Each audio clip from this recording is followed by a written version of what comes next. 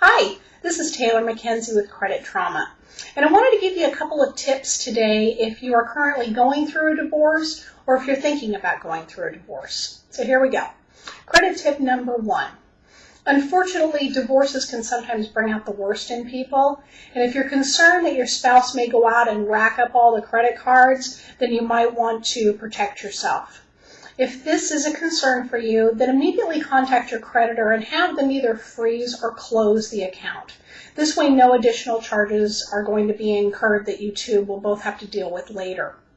Once you find out or figure out who is going to be responsible for what debt, then your next step is to contact your creditor and see if you can have your name removed from that account. That way, you're no longer financially responsible. If the creditor won't remove your name from the account, then the only other choice you have is to close the account and see if you can get your spouse to do a balance transfer onto an account that isn't solely in their name, or do some sort of bill consolidation loan. Otherwise, it will continue to affect your credit until the balance is paid off. Okay, credit tip number 2.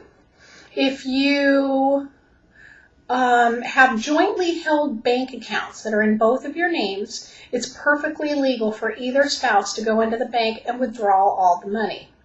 So if you have a concern that this may happen to you, you might want to protect yourself and do it first. Hopefully you will be fair with the proceeds. Credit tip number 3.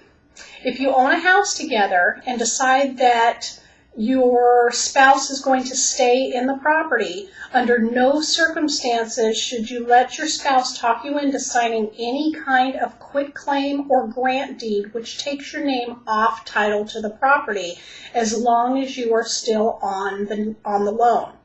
If you do this without getting the loan out of your name, you are still legally responsible for the loan and you no longer have any ownership of the property, and that's not good. For more credit tips and advice on divorce and your credit, please feel free to visit credittrauma.com. Take care, and I wish you all the best.